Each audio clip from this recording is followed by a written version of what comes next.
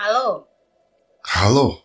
para barisan musuh di Negara Kesatuan Republik Indonesia. Apa lagi dia Yang nih? kemarinnya, yang kemarin anak buahnya Deddy Mulyadi, pasukan ya, bukan anak buahnya Deddy Mulyadi sih ya. Perwakilan bosnya Deddy Mulyadi itu Sinar Group. Sinar Mas Group, perwakilannya bosnya Deddy Mulyadi. Perwakilannya 9 naga Cina oligarki. Mau unjuk gigi. Dia yang oli samping nih, oli gardan, oli itulah segala oli ini. Hai, welcome back to channel ZZG.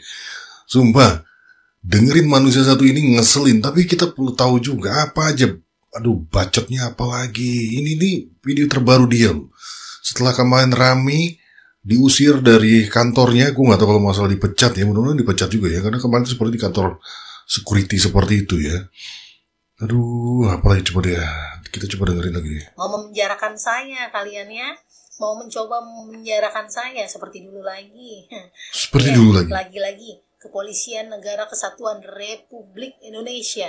Dia beneran residivis ya. Ini tadi maksud seperti dulu lagi, mau memenjarakan seperti dulu, itu sudah terjadi di penjaranya atau belum nih? Ini manusia residivis kan? Sehingga dia punya kebencian kayak gitu ya. Yang diwakili oleh Banyak Polsek komen Gambir soalnya. kemarin ya. Polsek Gambir, Jakarta Pusat. Iya. Nggak ada nyali kan? Ya kalian Kepolisian Negara Kesatuan Republik Indonesia. Bukan siapa-siapa kalian ya. Bukan siapa-siapa. Telepon sana sini, telepon sana sini. Anjir, bacot. Udah tahu kan ya? Udah tahu ya? Udah tahu siapa saya ya? Udah tahu ya? Bosnya Deddy Mulyadi. Kalian udah tahu siapa saya kan? Nggak bisa memenjarakan saya kan? Kalian kan nggak bisa memenjarakan saya. Koruptor di Negara Kesatuan Republik Indonesia ini maling-maling berdasi. Maunya disayang-sayang. Maunya disayang-sayang. Lucu kalian ya, lucu kalian ya. Duh, ini mah gak bisa dibaikin lagi sih Pak Deddy. Ini mah kalau dilaporkan gak apa-apa loh. Ini udah nyerangnya personal masalahnya. Kalau gubernur itu kan institusi. Ini udah sebut nama. Dan yang bisa melaporkan Pak Deddy Mulyadi. Gak bisa dipakai karena serangannya langsung ke personalnya Deddy Mulyadi. Kita gak bisa melaporkan. Harus Pak Deddy. Kan Deddy kalau ini mah harus dikasih pelajaran sih. Ya. Termul goblok tuh ya. Yang piarannya Jokowi adalah Megawati adalah Jokowi. Gajah adalah Banteng adalah gajah. Dan juga dipersiapkan Deddy Mulyadi untuk menjadi Jokowi jilid 2. Mulyono jilid 2, yaitu Mulyadi. Ya, sibuk sana-sono, telepon sana-sono. Pendukungnya di sosial media juga tuh ya. Di sosial media udah mau tepuk-tepuk sorai kegirangan ya. Seperti dulu lagi, kalian bisa memenjarakan saya diam-diam.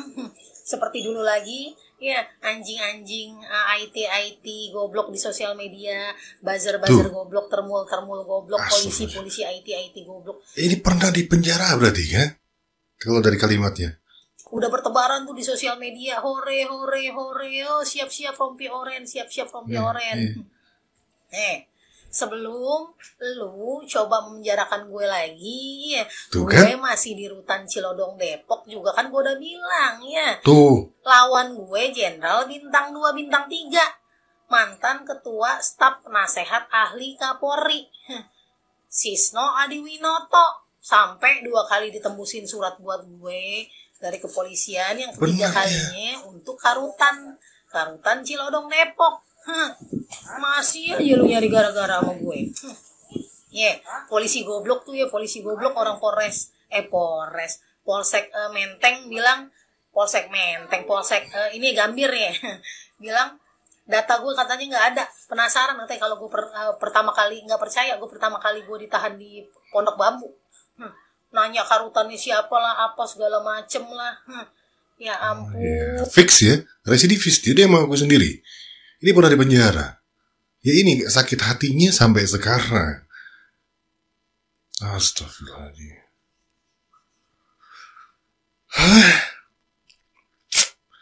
pengen gua sundut monitor gua, sayang monitornya.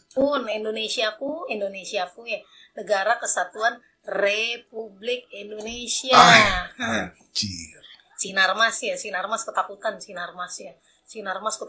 tuh ya. Security juga ya. Kemarin gua live malah jadi ajang buat piaran oligarki, termul goblok yang belum pada gajian. Suara saya dari live kalian bikin kalian sebarkan kalian record. Kasihan banget kalian ya, supaya laku itu suara saya ya. Udah banyak amal saya, kan saya bilang ya. Dulu juga IT polisi kalian ya, termul yang nggak pada gajian. Suara saya kalian cari duit dari suara saya. Kalian cari uang dari suara saya ya. Nilainya kan juga nggak kaleng-kaleng ya. Saya bersedekah lewat suara saya untuk kalian ya. Bukan 100-200 juta, 1 miliar 2 miliar. Kalian like, follow, bagikan segala macam. Kalian saling berjibaku membuat komunitas atas suara saya. Kasihan banget kalian ya. Amal saya sudah banyak untuk kalian ya. Sampah di Negara Kesatuan Republik Indonesia. Dan juga ya, untuk barang-barang selundupan yang masih bisa dipakai ya, email yang masih bisa dibuka, yang bisa diregistrasi kayak iPhone 17 Pro Max yang udah dipakai Nagita Slavina tuh ya, dipakai diiklanin kemarin kan, itu jadi omongan saya juga tuh dengan security Roxy itu kemarin ya, belaga nanya saya segala macam ya.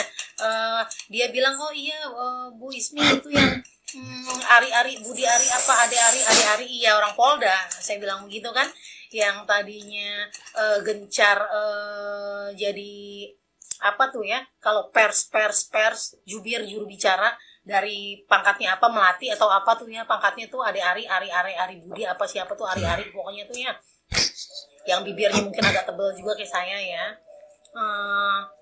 Dia kan dari pangkatnya apa tuh langsung jadi jenderal bintang 1, naik jadi bintang 1.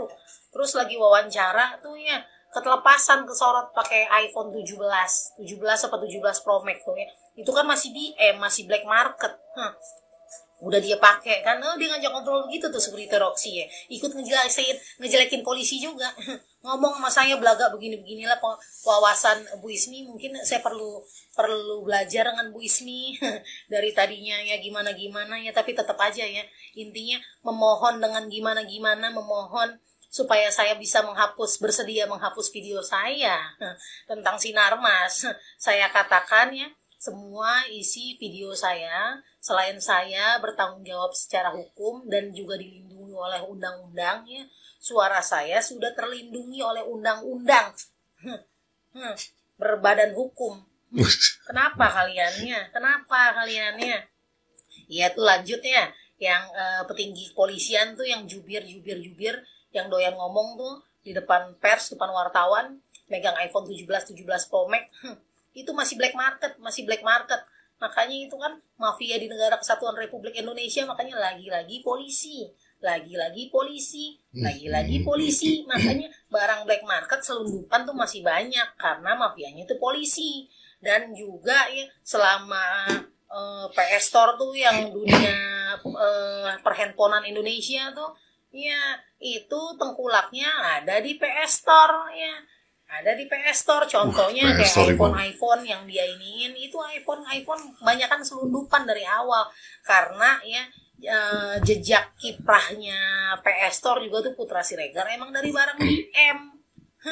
Makanya kalau Putra Siregar belum ditangkap, belum dibekukan, belum diringkus ya, iklan barang black market, servernya ya, iPhone yang bisa dibuka 1 bulan, 3 bulan, 6 bulan permanen, email barang rekon tuh, barang rekondisi, Oppo rekondisi apa segala macem apa. Sekarang tambah banyak lagi model handphone Cina ya, Infinix apa, Pocophone, semua apa yang dijual lewat sosial media tuh, barang-barang rekon.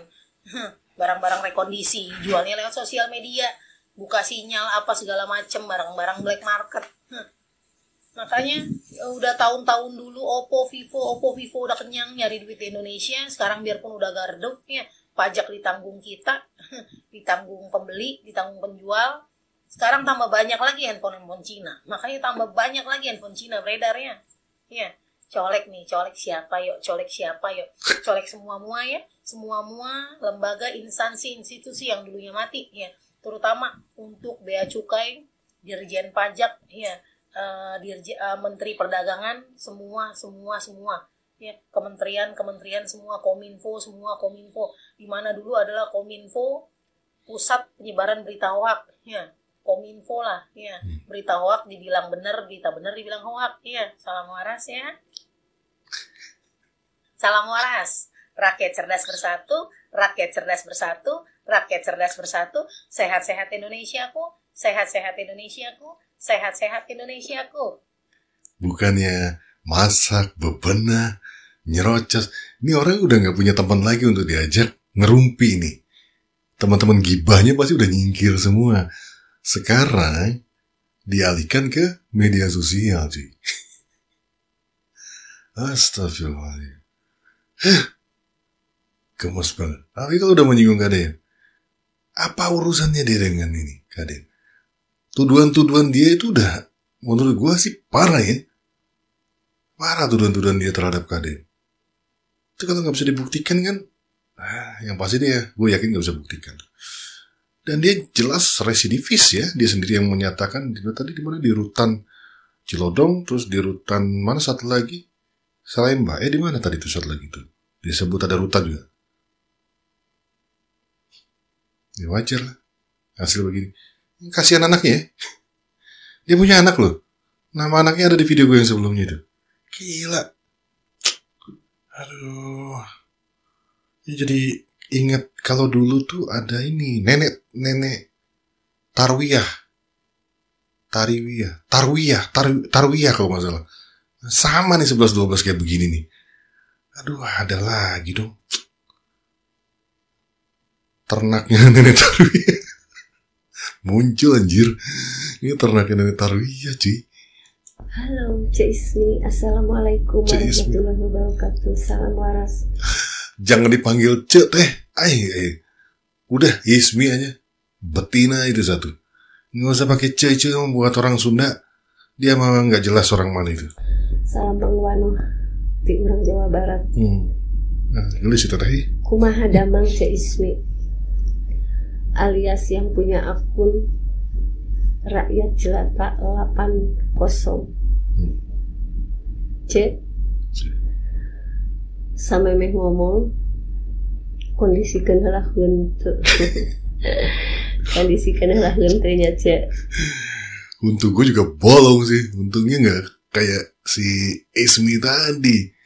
Bisa diledekin kemudian nih. Ceknya hina bapak aing nyebut bapak aing kalaparan jeung bapak aing korupsi. Cek pikir aja saha. Cek orang mana? Apal di mana Cek?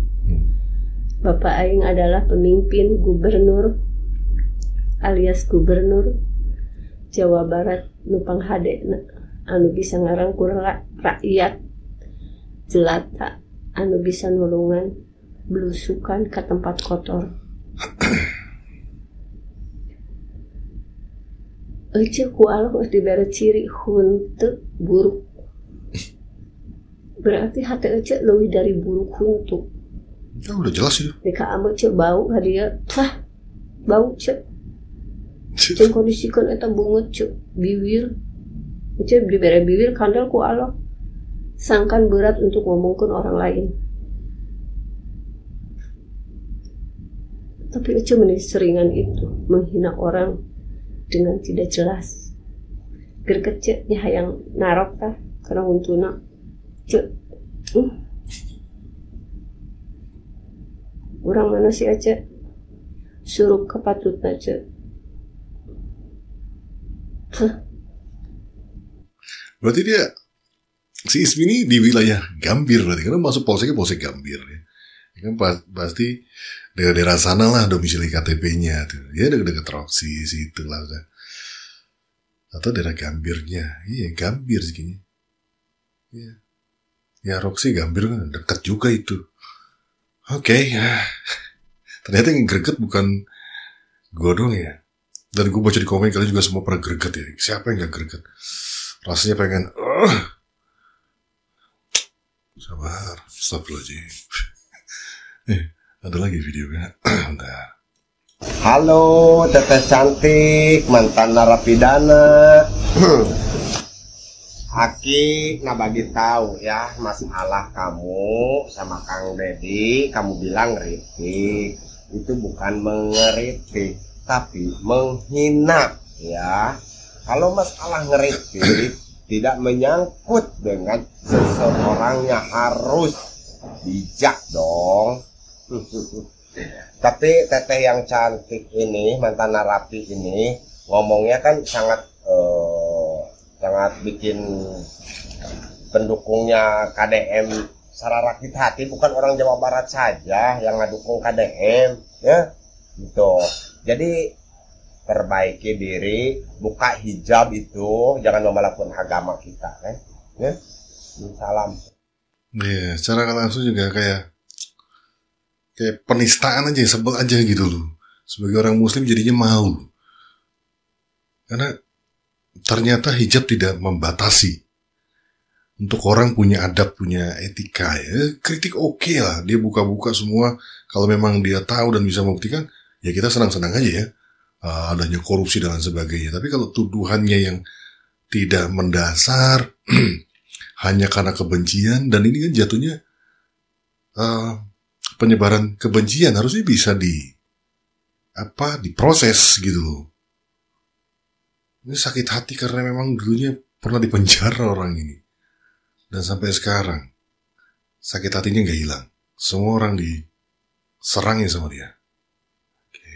Lagi kan, ada satu video lagi, Yunan Rejuy. Maneh cek ulang manura ada goblok deh. Susungutan babang teh celakain ke diri sorangan, sina naon-naon koplok. Kritik boleh, tolong jangan. Sia mah hulu ditiung, bawah handap mah diriung, koplok saunya kok. Wah kikituan cek aing mah meninggi ibadah nu balik. Tahu enggak? Ditiung tuh atas di kerudung. Handap ditiup di riung tuh kayak di bagian bawahnya tuh dibuat rame-rame buat bancakan gitu. Itu istilah Sunda. Astagfirullahaladzim. Aya dah harapan banget ku aing di depan sia ada. Kesel aing ninggalin lagi. Seru banget. Dan yang kesel, gue yakin sih nggak cuma tadi pernyataan Akang yang sebelumnya. Yang kesel itu bukan cuma warga Jabar ya, karena pendukungnya, pecintanya KDM itu juga tersebar di seluruh daerah. Di Jakarta pun banyak. Di tempat gue banyak yang komen-komen juga dari Jakarta. Thank you guys, thank you guys. Ada gue sempat baca tadi dari Tebet lah begitu. Itu banyak juga pecinta-pecintanya KDM. Karena memang kebijakan-kebijakannya, dan kita baru merasakan nih adanya gubernur yang benar-benar kerja, literally kerja ya, yang keluar keringat, yang jalan, yang muter, yang nemuin warga, iya. Terus kedua, kerja secara administrasinya juga getol, kuat, dan tahu bagaimana membagi anggaran yang sekiranya bisa menguntungkan untuk rakyatnya gitu kan. Gak apa-apa lah birokrasinya puasa. Gue pernah lihat dia pidato, dia sudah wanti-wanti kepada orang yang mau bertamu ke Pakuan, ke kantor gubernur, gak akan disediain apa-apa, hanya air putih. Karena semuanya sudah kencangan ikat pinggang. Puasa semuanya. ASN-ASN gue Jabar, puasa semua. Dan secara tidak langsung, KDM ini mengajarkan kepada staf-stafnya, semua jajarannya, sampai ke tingkat kuwu, sampai ke tingkat kades ke bawah gitu kan. Itu semuanya diajarkan untuk saling toleransi, saling welas asih asuh gitu kan. Ini yang dicoba diajarkan oleh KDM untuk menyayangi rakyatnya. Kalau rakyat disayang, lu mau berkuasa, lu mau punya jabatan itu bertahun-tahun pun, rakyat akan dukung karena merasakan gitu. Jadi rakyat tuh nggak perlu cuma disogok pada saat mau pilkada pemilu, tapi ketika menjabat ya dijagain. Pemilu besok nggak perlu lagi kampanye. Itu sebenarnya salah satu strategi KDM untuk menghapus tradisi-tradisi yang tidak baik. KDM terkenal orang yang senang sekali untuk melestarikan tradisi, tapi tradisi-tradisi yang buruk dia akan rubah itu. Nah, salah satunya apa yang sedang selalu dikerjakan sekarang ini untuk membuat perubahan bahwa pejabat itu memang harus hadir untuk rakyat karena kalian dari rakyat. Dan baru di zamannya KDM gue merasakan bahwa benar seorang pejabat itu memang untuk rakyat. Well, I think that's it guys. Thank you for watching. Sampai ketemu di video gue yang lainnya. Sehat-sehat buat lo semua. It's a wrap. Bungkus.